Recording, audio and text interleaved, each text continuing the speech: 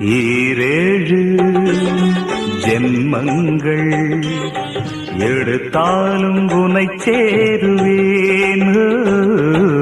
வேறாரும் நெருங்காமல் மனவாசல் தன்னை மூடுவேன். உருவானது நல்ல சிவகங்கை, உனக்காகத்தான் இந்த கீதாஞ்சலி. ராகங்களில் ஆலாபனை, மோகங்களின் ஆராதனை.